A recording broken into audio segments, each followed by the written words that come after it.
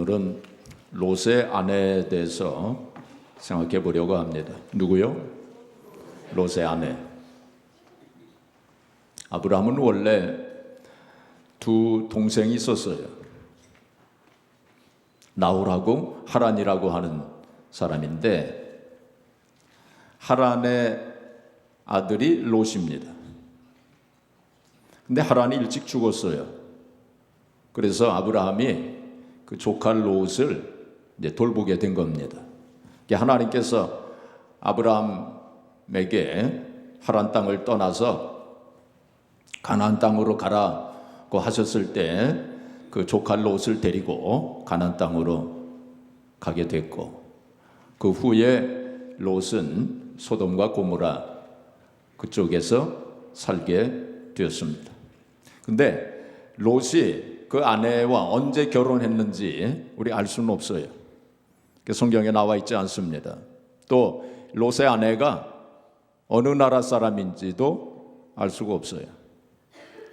어떤 집안 사람인지도 알 수가 없어요. 아마도 이방 나라 사람이었을 것입니다. 생각해보면 그 롯의 아내는 참 그 믿음의 조상인 아브라함의 가문에 시집온 사람 아닙니까? 얼마나 참 영광스러운 일입니까? 그런데 결국 비극의 여인이 되고 말았어요. 본문은 이제 예수님께서 마지막 때에 될 일에 대해서 하신 말씀입니다. 그 말씀을 하시면서 마지막 때는 노아의 때와 같다 하고 그렇게 말씀을 하셨어요. 그래서 27절에 보시면 오늘 본문 바로 그 앞에 있는 말씀입니다. 거기 보시면 노아가 방주에 들어가던 날까지 사람들이 먹고 마시고 장가들고 시집 가더니 홍수가 나서 그들을 다 멸망시켰으며, 그렇게 말씀했어요. 바로 이 마지막 때는 노아의 때와 같다, 그렇게 말씀을 하시면서 노아의 때는 먹고 마시고 시집 가고 장가 가고 그랬다, 주님께서 그렇게 말씀하셨습니다.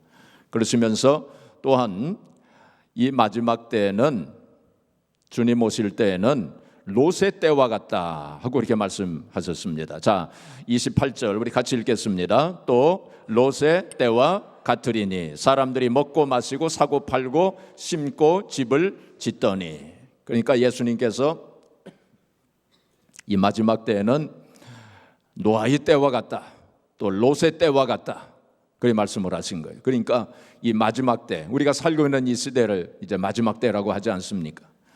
우리가 이 살고 있는 시대를 우리가 잘 우리가 분별해야 돼요. 이 마지막 때를 잘 알기 위해서는 노아 시대하고 롯의 시대를 잘 연구해야 됩니다. 예수님께서 바로 그렇게 말씀하셨기 때문에. 노아 시대 그리고 롯의 시대에는 사람들이 먹고 마시고 시집가고 장가가고 사고 팔고 심고 짓고, 무슨 뜻입니까? 바로 먹고 마시고 시집가고 장가가고 그게 잘못된 건 아니죠. 일상생활 하는데 거기에 정신이 팔려서 세상에 팔려서 영적인 일에 관심이 없던 그러한 때였습니다. 바로 우리가 살고 있는 이 시대가 바로 그러한 때예요. 모든 것이 다 풍요롭고 또 풍족한 그러한 시대에 살고 있긴 하지만은 사람들이 이 세상 일에 빠져서 정신이 팔려서 영적인 일에는 별로 관심이 없는 시대가 바로 지금 우리가 살고 있는 이 시대입니다. 그리고 노아의 시대하고 롯의 시대는 도덕적으로 부패했던 시대였어요. 죄악이 관영했던 그러한 시대였습니다. 특별히 성적으로 타락했던 그러한 시대였어요. 그렇기 때문에 지금 우리가 살고 있는 이 시대도 바로 그러한 시대에 우리가 살고 있다는 사실을 우리가 알아야 됩니다. 그래서 하나님께서 소돔과 고모라를 심판하시기로 작정을 하십니다. 그리고 천사를 보내서 이제 그 롯의 가족, 소돔과 고모라에 살고 있었던 그 롯의 가족을 성 밖으로 나가라고 그렇게 천사를 통해서 말씀을 하십니다. 그런데 그때에 이 롯의 두 딸이 있었어요. 이 두 딸이 이제 학자들은 이 두 딸이 진짜 롯의 딸인가 이제 그렇게 좀 이렇게 의문을 표하는 학자들도 있습니다. 아마도 그 롯의 아내가 데려온 딸이 아닌가 이렇게 생각하는 학자들도 있어요. 우리가 확실히 알 수는 없습니다. 근데 두 딸이 정혼한 두 사위가 있었어요. 두 사위는 이제 하나님께서 이제 천사를 통해서 이제 소돔 고모라를 하나님께서 심판하신다. 그러니 빨리 이 성을 빠져나가야 된다. 도망가야 된다. 라고 그랬을 때에 두 사위는 그 하나님 말씀을 농담으로 여겼다 그랬습니다. 농담으로 여겼어요. 지금 우리가 살고 있는 이 시대에도 하나님 말씀을 농담으로 여기는 사람들이 있어요. 천국과 지옥에 대해서 농담으로 생각하는 사람들이 있어요. 하나님의 심판에 대해서 농담으로 생각하는 사람들이 있어요. 결국 이 롯의 두 사위는 소돔과 고모라와 함께 멸망하고 말았습니다. 자, 그런데 여기서 한 가지 짚고 넘어갈 것은 천사들이 빨리 이 성을 나가야 된다라고 그랬을 때 롯도 지체하고 그리고 망설였다. 이제 성경 그렇게 말씀하고 있어요. 창세기 19장에 보면은 자세하게 그런 말씀들이 나오는데 롯도 지체하고 망설였다. 그랬어요. 그걸 보면 롯이 올바르게 신앙생활을 잘 하지는 못했던 것 같습니다. 처음부터 그러지는 않았겠죠. 그래도 아브라함의 조카인데. 그런데 소돔과 고모라 땅에 살다 보니까 그 환경의 영향을 많이 받았던 것 같아요. 그러니까 환경이 중요합니다. 우리가 살고 있는 이 시대 하나님을 떠난 그 사람들이 만든 그 문명과 문화 속에서 우리가 살고 있지 않습니까? 그래서 우리가 정신을 바짝 차려야 돼. 잘못하게 되면 롯처럼 그렇게 신앙생활을 우리가 할 수 있어요. 그래서 결국 천사들이 그 가족들, 롯의 가족들을 반강제적으로 끌고 성 밖으로 이끌어냅니다. 그리고는 말하기를 빨리 저 산으로 도망을 쳐라. 도망을 칠 때에 되돌아보지도 말고 그리고 들에 머무르지도 말고 막 뛰어서 도망을 가라 하고 그렇게 얘기를 합니다. 그리고 하나님께서 이제 불과 유황으로 비 내리듯이 소돔과 고모라를 이제 심판을 하시는데 그때 막 도망을 가는 도중에 롯의 아내가 그만 뒤를 돌아다보지 않습니까? 그렇죠? 창세기 19장 26절 우리 같이 읽겠습니다. 롯의 아내는 뒤를 돌아보았으므로 소금 기둥이 되었더라. 참 비극적인 일이 일어난 것입니다. 아브라함의 조카 며느리인데 아브라함의 조카 며느리가 소금 기둥이 됐어요. 롯의 가정의 비극이었고 또 아브라함 가문의 비극이 일어난 것입니다. 지금도 사해에 가면은 학자들은 그 소돔과 고모라가 어디에 있었느냐 사해 근처에 있었을 것으로 그렇게 봅니다. 근데 지금도 사해에 가면은 소금 기둥이 있대요. 그것은 바로 롯의 아내를 상징적으로 보여주는 것이라고 생각을 합니다. 이러한 말씀을 하시면서 예수님께서 오늘 32절 말씀에 뭐라고 말씀하셨냐면은 롯의 철을 기억하라 하고 예수님께서 친히 말씀을 하신 거예요. 롯의 철을 기억하라. 짧으면서도 아주 통렬한 말씀을 하셨어요. 뭐라고 말씀하셨어요? 롯의 철을 기억하라. 예수님이 하신 말씀이에요. 여기 기억하라라고 하는 단어는 헬라말로 무네몬유라고 하는 단어를 쓰셨는데 이것은 어떤 뜻이 있느냐면은 명심하라 그런 뜻입니다.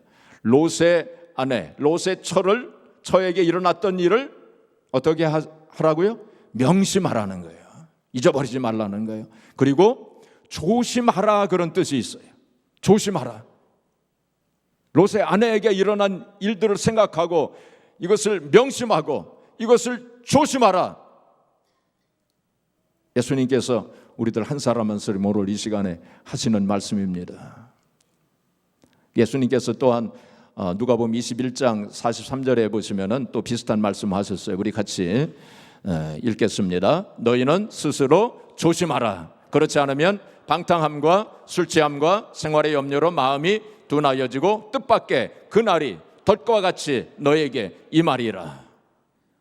예수님께서 하신 말씀이에요. 술 취함과 방탕함과 생활의 염려로 너희 마음이 둔하여지지 않게 하라. 그렇지 않으면 그날이 바로 심판의 날을 가리킵니다. 그날이 덫과 같이 너에게 임하리라 하고 말씀하셨어요. 조심해야 돼요. 주님께서 하신 말씀을 꼭 마음에 명심하시기를 바랍니다. 우리도 그렇게 될 수 있다는 거예요. 믿는다는 사람들 가운데서 신앙생활을 한다고 하는 사람들 가운데도 교회 다닌다고 하는 사람들 가운데도 롯의 아내처럼 될 수가 있다는 거예요. 그래서 조심해야 된다는 거예요.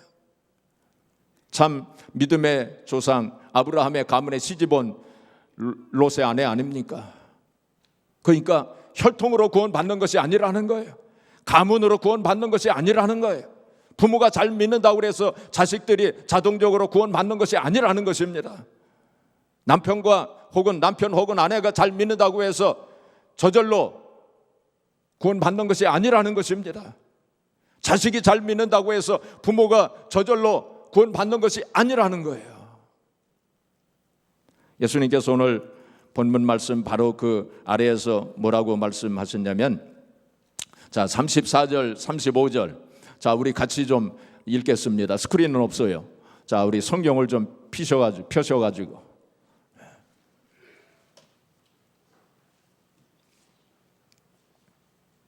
자 누가복음 17장입니다. 누가복음 17장 34절하고 35절 우리 같이 읽겠습니다. 내가 너에게 이르노니 그 밤에 둘이 한 자리에 누워 있음에 하나는 데려감을 얻고 하나는 버려둠을 당할 것이요 두 여자가 함께 맷돌을 갈고 있음에 하나는 데려감을 얻고 하나는 버려둠을 당할 것이니라. 예수님께서 하신 말씀이에요.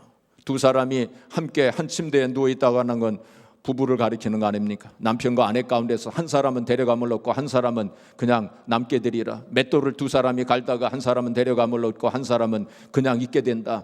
예수님께서 하신 말씀이에요. 자, 그렇다면 롯의 아내는 왜 구원을 받지 못했을까요? 롯의 아내는 왜 비극의 주인공이 됐을까요? 롯의 아내는 왜 소금기둥이 됐을까요? 아까 말씀드린 대로 뒤를 돌아보았기 때문에. 뒤를 돌아보았기 때문에 구원을 받지 못했어요.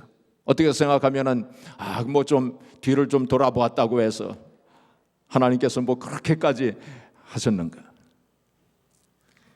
그런 생각이 혹 들어올 수도 있어요. 그렇죠? 자, 그런데 하나님께서는 우리의 마음의 중심을 보시는 분입니다. 뭐 뒤를 좀 이렇게 돌아봤다고 해서 하나님께서 그런 벌을 내리시는 것이 아니고 어떤 마음으로 뒤를 돌아보았냐, 그게 중요한 것이 아니겠습니까? 하나님께서는 그 마음의 중심을 보시는 분이세요. 아담과 하와가 선악과를 따먹었으므로 에덴 동산에서 쫓겨나지 않았습니까? 선악과 하나 좀 따먹었다고 해서 그렇게까지 왜 하나님이 하셨을까? 아닙니다. 그 마음의 중심을 보신 거예요. 아담과 하와가 선악과를 따먹었을 때에 사탄이 뭐라고 했습니까? 이 선악과를 먹게 되면 네 눈이 밝아져서 하나님과 같이 되리라. 아담과 하와가 선악과를 따먹은 것은 바로 하나님과 같이 되기 위해서 하나님 없이 한번 살아보자. 그것이 원죄라고 하지 않았습니까? 그렇죠? 하나님께서는 그 마음의 중심을 보시는 분이세요. 롯의 아내가 어떤 마음으로 뒤를 돌아보았는가? 세 가지입니다. 첫째로 롯의 아내는 의심하였기 때문에 뒤를 돌아보았어요. 뭐 하였기 때문에? 의심했어요.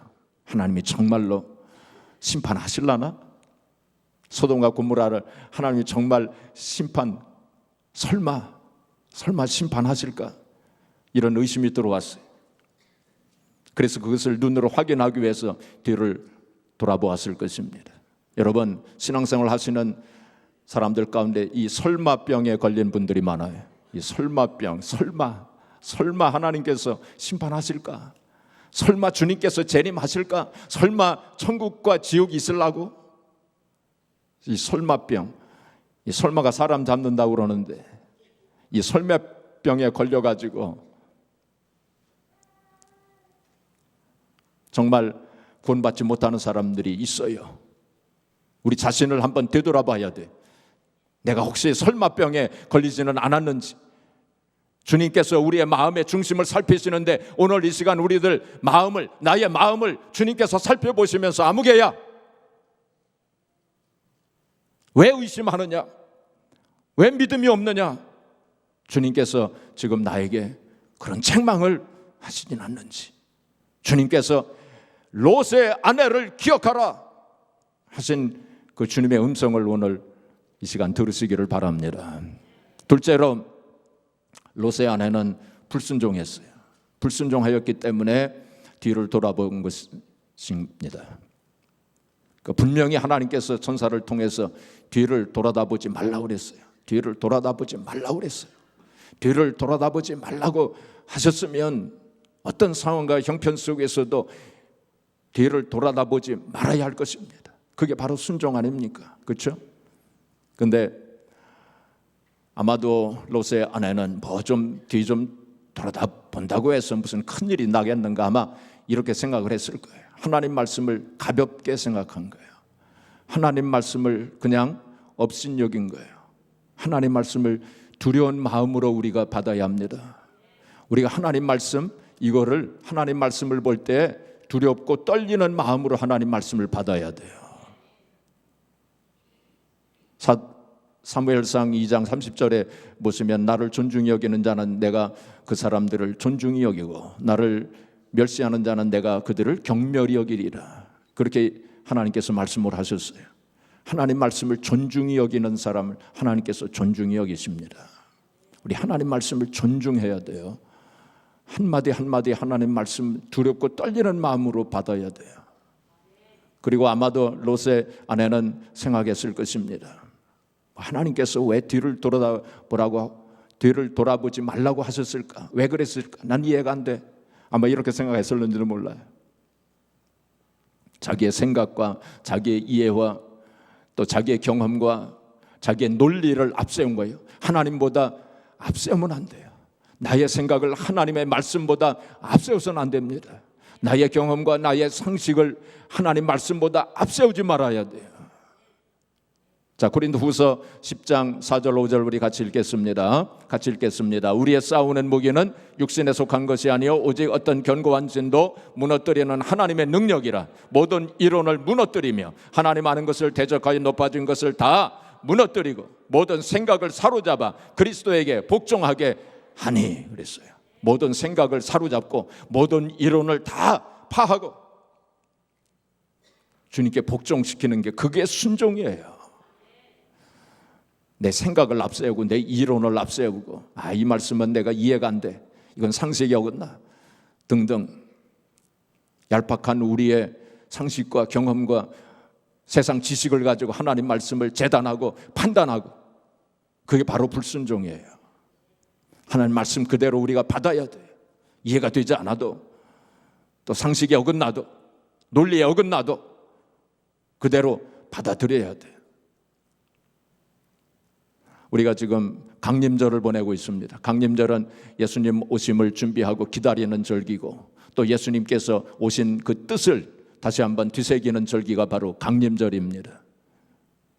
예수님께서 성육신 하셔서 이 땅에 오셨는데 성육신이 우리의 생각으로 이해가 됩니까? 이해할 수 없어요. 또 주님께서 부활하신 것, 또 주님께서 십자가 위에서 나의 죄를 짊어지시고 주님께서 죽으심으로 나의 죄를 대속하시고 우리에게 죄사함의 은혜를 베풀어 주셔서 하나님의 자녀로 삼아주셨다고 하는 이 구원의 도리가 우리가 다 이해됩니까? 세상 상식으로 이해됩니까? 이해할 수 없어요. 또 삼위일체의 교리 한 분이시지만은 삼위가 있다 하는 이 삼위일체의 교리도 우리가 다 이해할 수 없어요. 그렇지만 하나님께서 말씀 속에 그런 말씀을 주셨기 때문에 우리는 그 말씀을 그대로 받아들이는 거예요. 그게 바로 순종입니다. 이 롯의 아내는 그러한 순종이 없었어요. 마지막으로 롯의 아내가 뒤를 돌아다본 것은 세상을 더 사랑하였기 때문에. 뭐 하였기 때문에? 세상을 더 사랑하였기 때문에. 롯의 아내는 이제 그 소돔성에 자기들이 쌓아놓은 물질, 아마도 롯은 부자였을 것입니다.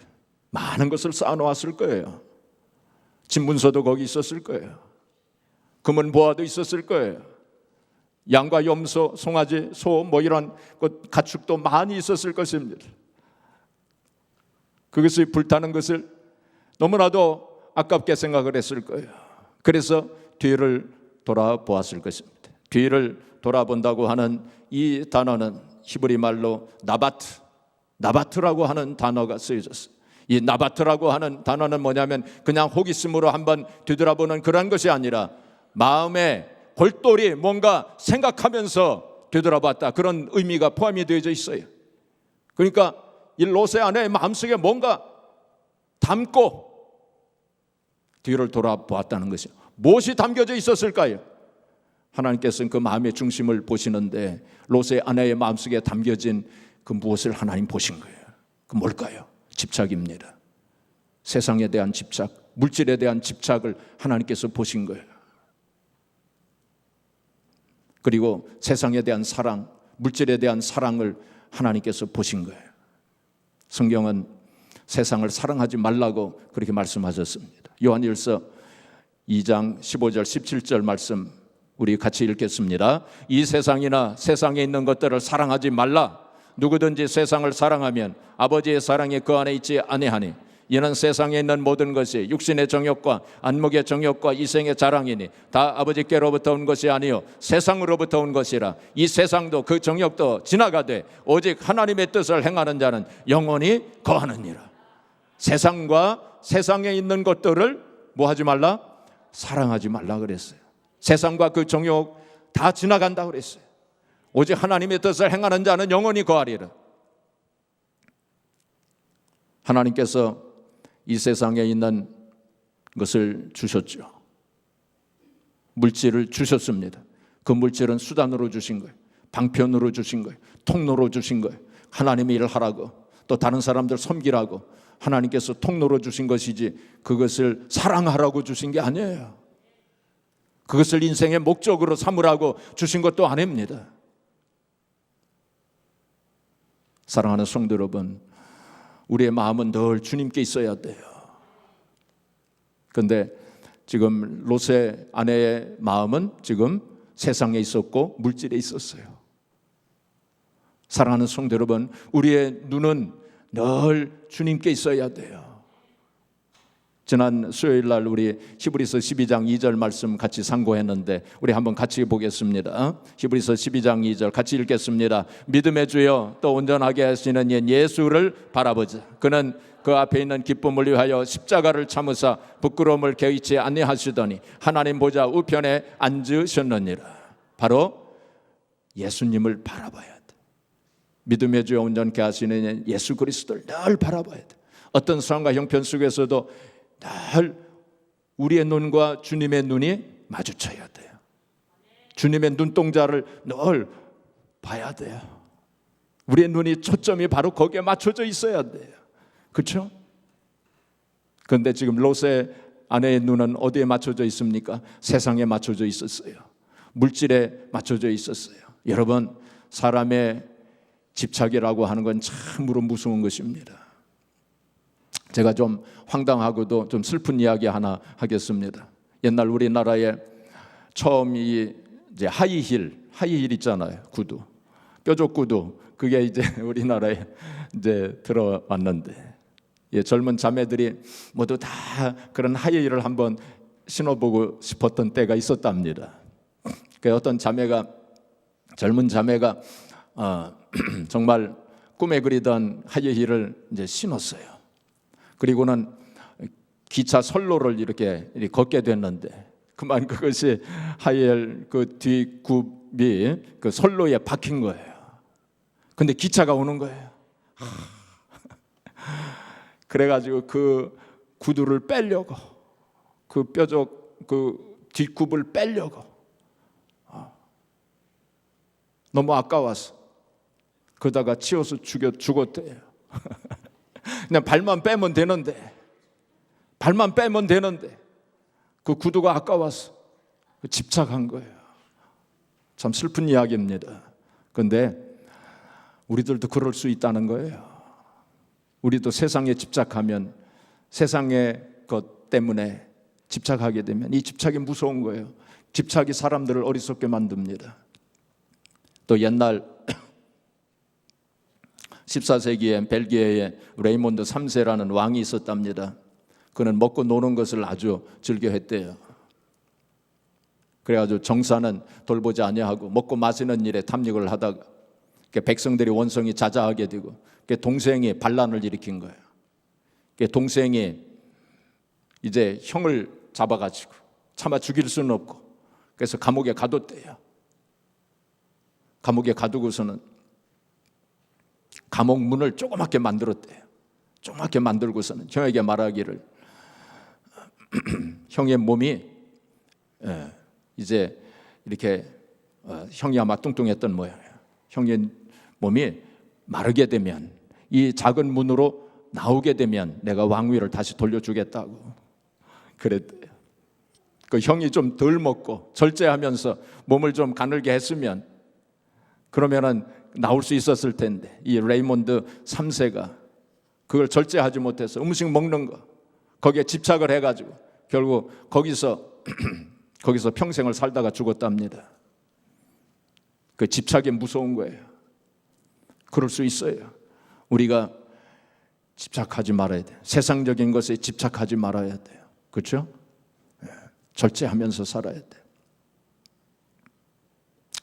자, 그래서 디모데전서 6장 9절 10절 우리 같이 읽겠습니다. 너무 중요한 말씀이죠. 부하려 하는 자들은 시험과 울무와 여러 가지 어리석고 해로운 욕심에 떨어지는 곧 사람으로 파멸과 멸망에 빠지게 하는 것이라. 돈을 사랑함이 일만하게 뿌리가 되나니 이것을 탐내는 자들은 미혹을 받아 믿음에서 떠나 많은 근심으로써 자기를 찔렀도다.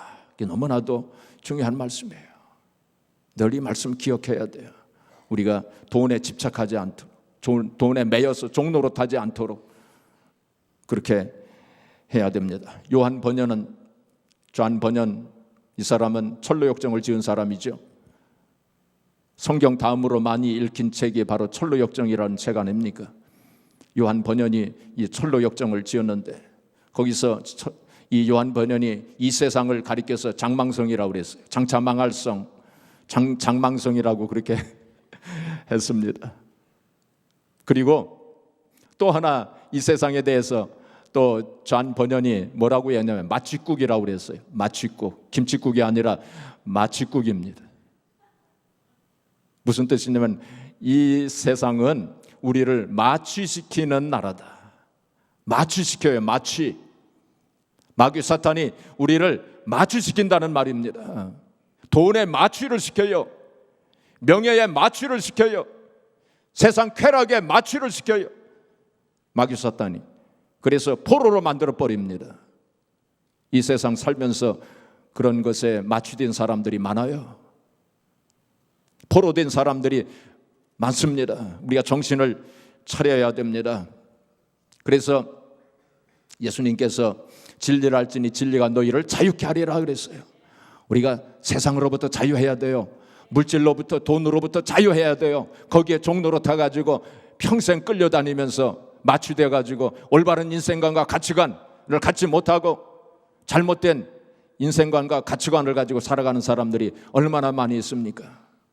자, 그렇다면 나는 이 물질 혹은 세상에 집착되어 있는가 그렇지 않은가? 제가 그 기준 하나 말씀을 드리겠습니다. 이 돈에 집착을 하는 사람들은 어떠냐면은 돈을 쓸 줄을 몰라요. 돈을 쌓아놓기만 하려고 그러지. 돈을 올바로 써야 되는데 올바로 쓰지 아니하고 쌓아놓으려고만 하는 사람들, 이 돈에 집착을 하는 사람들이에요. 그리고 혹시 쓰게 되면 자기 자신만 위해서 혹은 자기 가족만 위해서 쓰는 사람들, 이 돈에 집착되어져 있는 사람입니다. 그런데 돈에 집착되지 않은 사람은 올바로 쓸 줄 알아요. 하나님을 위해서, 다른 사람을 위해서. 쓸 줄 아는 사람입니다. 제가 한 가지 이야기하고 이제 좀 정리하겠습니다. 제 고향은 천안입니다. 천안. 천안 하면 생각나는 게 있죠. 뭐가 생각이 나세요? 천안 삼거리하고 호두과자 두 가지가 생각이 날 거예요. 근데 호두과자를 누가 처음 만들었냐면 어떤 권사님이 만드셨대요. 어떤 권사님이 만드셨는데 이분이 이 호두과자를 만들면서 하나님 앞에 서원 기도를 했대요. 내 모든 수익금의 50%를 하나님 앞에 헌금하겠습니다 하고 그렇게 서원 기도를 했대요. 그건 진짜 그렇게 했답니다. 그래가지고 이분이 돈을 많이 벌었던 모양이에요. 교회를 7개나 지었어요. 예. 천안 가시게 되면 천안 호두과자 꼭 사서 잡수세요. 근데 제가 지난번에 천안 갔더니 이 원조 할머니 호두과자 그게 몇 군데 있더라고요. 그러니까 어디가 진짜인지 몰라요. 이 권사님은 물질에 집착하신 분은 아니었던 것 같습니다. 그렇죠? 예. 물질에 집착해서는 안 돼요. 세상에 집착하지 마시기 바랍니다. 사랑하는 성도 여러분, 오늘이 마지막 주일이라면, 나의 인생의 마지막 주일이라면 어떤 마음으로 예배드리시겠어요? 오늘이 마지막 날이라면 어떤 마음으로 오늘을 사시겠습니까? 여러분, 우리가 늘 그런 마음으로 살아야 돼요. 오늘이 마지막 날이다. 그런 심정으로 산다면 우리가 세상에 집착하면서, 물질에 집착하면서 그렇게 살겠어요? 다 지나가는 건데, 그렇죠? 그래서 영원한 것을 위해서, 영원한 것을 잡고 그렇게 사시기를 바랍니다. 사랑하는 성도님, 이제 정리하겠습니다. 2019년 얼마 남지 않았습니다. 연말은 바로 뒤를 돌아다보는 기간이 연말입니다. 뒤를 돌아다보지 말라고 그러면서 또 연말은 뒤를 돌아다보는 기간입니다. 뒤를 돌아다보면서 하나님 앞에 감사할 거 있으면 감사하고, 그렇죠? 또 회개할 거 있으면 회개하면서 정리하면서 그 기간을 우리가 보내야 돼요. 근데 뒤를 돌아다볼 때 롯의 아내처럼 돌아봐서는 안 될 것입니다. 그렇죠?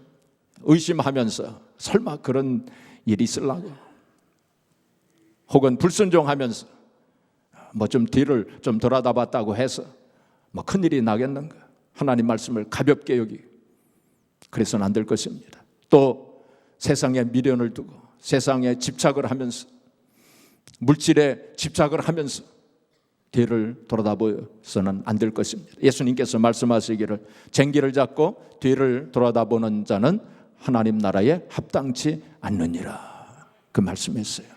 오늘 주님께서 우리들 한 사람 한 사람에게 롯의 아내를 기억하라 하신 그 주님의 말씀을 기억하고 우리가 올바른 성도의 삶을 살고 늘 주님만 바라보고 주님의 눈동자와 나의 눈동자가 늘 마주치는 그런 성도의 삶을 살아서 우리 남은 인생 정말로 하나님 기뻐하시고 또 하나님께서 원하시는 대로 그런 성도의 삶을 살아서 하나님 앞에 영광을 돌리시고 또 하나님의 영광에 들어가는 저와 여러분들이 되어지기를 주님의 이름으로 축복합니다.